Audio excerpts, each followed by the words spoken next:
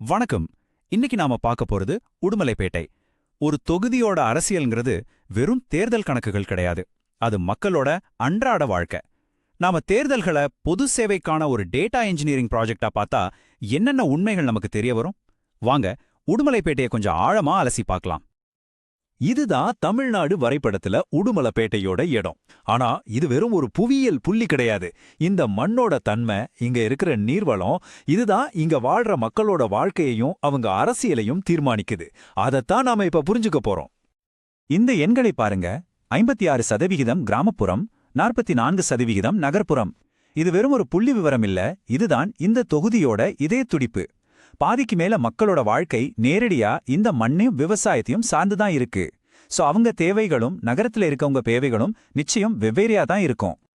சரி, நம்மளோட இந்த ஆய்வுல 6 முக்கியமான கட்டங்கள் இருக்கு. முதல்ல அந்த மண்ணோட கதையில இருந்து ஆரம்பிச்சு தரவுகள் சொல்ற தெளிவான சிக்னல்களை கவனிக்க போறோம். அப்புறம் இப்போ இருக்கிற அதிகார அமைப்பு எப்படி இருக்குன்னு பார்த்து மக்களோட கேட்கப்படாத குரல்களுக்கு பின்னால என்ன இருக்குன்னு புரிஞ்சுக்க போறோம். அதுக்கப்புறம் ஒரு புதிய நிர்வாகத்துக்கான வரைபடத்தை உருவாக்கி கடைசியா நோக்கம் சார்ந்த ஒரு தீர்ப்புக்கான தேவையை பத்தி பேச போறோம். வாங்க ஒவ்வொன்னா உள்ள போலாம். முதல்ல இங்க இருக்கிற மக்கள். உடுமலைப்பேட்டையோட சமூக அமைப்புல கொங்கு வெள்ளாளர் சமூகம் ஒரு முக்கியமான இடத்துல இருக்கு. அதே நேரத்துல பட்டியலின மக்களும் கணிசமான எண்ணிக்கையில இங்க வாழ்ந்துட்டு வராங்க. இவங்களோட அன்றாட போராட்டங்கள், இவங்களோட நம்பிக்கைகள், இதுதான் இந்த தொகுதியோட உண்மையான கதையை நமக்கு சொல்லுது. ஓகே, மக்களோட கதையில இருந்து இப்ப நாம எண்களோட கதைக்கு வருவோம். ஏன்னா எண்கள் பெரும்பாலும் பொய் சொல்றதில்ல. கொடுக்கப்பட்ட வாக்குறுதிகளுக்கும் நிஜத்துல என்ன நடக்குதுங்கிறதுக்கும் இடையில இருக்கிற இடைவெளிய டேட்டா நமக்கு அப்பட்டமா காட்டிடும். மக்கள் தினமும் என்னென்ன பிரச்சனைகளை சந்திக்கிறாங்க, அதுக்கு பின்னாடி இருக்கிற உண்மையான காரணங்கள் என்னன்னு இப்ப பார்க்கலாம். டேட்டா சொல்ற விஷயம், ரொம்ப உரக்க சொல்ற ஒரு விஷயம் இதுதான்: தண்ணீர். இது நேத்து இன்னைக்கு வந்த பிரச்சனை இல்ல, பல வருஷங்களா தீர்க்கப்படாம மக்களோட வாழ்க்கைய கொஞ்சம் கொஞ்சமா அரிச்சிட்டு இருக்கிற ஒரு பெரிய சவால். இந்த பிரச்சனையின் தீவிரம் எந்த அளவுக்கு இருக்கு? ரொம்ப அதிகம். இது வெறும் விவசாயத்துக்கு தண்ணி இல்லாத பிரச்சனை மட்டும் இல்ல, இது ஒவ்வொரு வீட்லயும் ஒவ்வொரு நாளும் எதிரொலிக்கிற ஒரு வாழ்வாதார பிரச்சனை. இதத்தான் நாம உயர் வளர்ச்சி இடைவெளின்னு சொல்றோம். தண்ணிக்கு அடுத்தபடியா டேட்டா நமக்கு காட்டுற 2வது பெரிய இடைவெளி வேலைவாய்ப்பு. இளைஞர்களோட கனவுகளையும் இந்த தொகுதியோட எதிர்காலத்தையுமே கேள்விக்குறியாக்குற ஒரு முக்கியமான பிரச்சனை இது. வேலைவாய்ப்பை உருவாக்குறதுல இருக்கிற இடைவெளி மிக அதிகம். இதனால என்ன ஆகுது? நம்ம இளைஞர்கள், படிச்சவங்க, திறமையானவங்க எல்லாரும் வேலை தேடி இந்த ஊரை விட்டு வெளியேற வேண்டிய கட்டாயத்துக்கு தள்ளப்படுறாங்க. இங்க இருந்து ஒரு இளைஞன் வெளியேறும் போதும் இந்த மண்ணோட பொருளாதாரம் ஒரு படி பலவீனமாகுது. இப்ப கொஞ்சம் தேர்தல் தரவுகளை பார்ப்போம். 2021ல அதிமுகவோட வாக்கு வங்கி 50% தாண்டி ஒரு தெளிவான வெற்றியை பதிவு செஞ்சிருக்கு. ஆனா ஒரு நிமிஷம், 2016 பாருங்க. அதிமுகவுக்கும் திமுகவுக்கும் வாக்கு வித்தியாசம் வெறும் 3% தான். இது எதை காட்டுதுன்னா, ஒரு சின்ன சரிவு ஏற்பட்டா கூட வெற்றி கைமாறி போக வாய்ப்பு இருக்குன்னு சொல்ற ஒரு எச்சரிக்கை மணி இது. இந்த எண்கள் பலத்தையும் காட்டுது, பலவீனத்தையும் காட்டுது. சரி, இப்ப நம்ம கவனம் தற்போதைய அதிகார அமைப்பை நோக்கி திரும்புது. இங்க நாம ஒரு தனிப்பட்ட நபரை பத்தி பேசல, ஒரு அமைப்போட அங்கமா தற்போதைய சட்டமன்ற உறுப்பினர் உடுமலை கே. ராதாகிருஷ்ணன் அவர்களை ஒரு சிஸ்டம் காம்போனண்டா ஆய்வு செய்ய போறோம். ஒரு தராசு மாதிரி வச்சு பார்ப்போம். பதவியில இருக்கிறவரோட பலம், பலவீனங்கள் என்னென்னு. ஒரு தட்டுல அவரோட நீண்ட கால அரசியல் அனுபவம், அமைச்சர் பதவியில இருந்தது, கட்சிக்குள்ள அவருக்கு இருக்கிற பிடிமானம். இன்னொரு தட்டுல கிராமப்புறங்கள்ல திட்டங்கள் சரியா போய் சேராததால இருக்கிற அதிருப்தி, பெரிய அளவுல புதிய சாதனைகள் எதுவும் இல்லாதது, அப்புறம் 2017ல பதியப்பட்ட ஒரு முதல் தகவல் அறிக்கை. இந்த தராசு ரொம்ப சமநிலையில இருக்குன்னு சொல்ல முடியாது. டேட்டா அடிப்படையில ஒரு மதிப்பீடு செஞ்சா எப்படி இருக்குன்னு பாருங்க. மறுபடியும் ஜெயிக்கிறதுக்கான வாய்ப்பு நடுத்தரம். காரணம் என்னன்னா, 2016ல இருந்த அந்த சின்ன வாக்கு வித்தியாசம். கட்சிக்குள்ள அவரோட செல்வாக்கு உயர்வானது, ஏன்னா அவர் ஒரு சீனியர். ஆனா மாநில அளவுல கட்சியோட பிராண்ட் மதிப்பு கொஞ்சம் சரிஞ்சிருக்கிறதுனால மறுபடியும் போட்டியிட வாய்ப்பு கிடைக்கிறதும் நடுத்தரம்னு தான் மதிப்பிடப்படுது.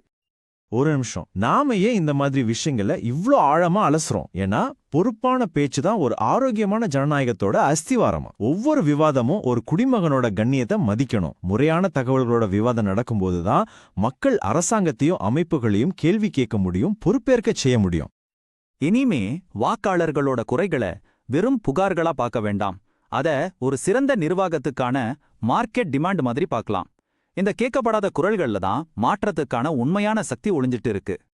மக்களோட மனசுல இருக்கிற அந்த குமுறல் எப்படி வெளியில கேக்குது? எங்களுக்கு புது ரோடு போடுறதா சொன்னாங்க, ஆனா எங்க புள்ளைங்க இன்னும் சேத்துல தான் நடந்து போயிட்டு இருக்காங்க. தண்ணி தரன்னு சொன்னாங்க, ஆனா எங்க வயல் இன்னும் காஞ்சி தான் கிடக்கு. பாருங்க, இந்த மாதிரி குரல்கள் தான் நாம பாக்குற டேட்டாவுக்கு உயிர் கொடுக்குது. இந்த குரல்களுக்கு சொந்தக்காரங்க யார்?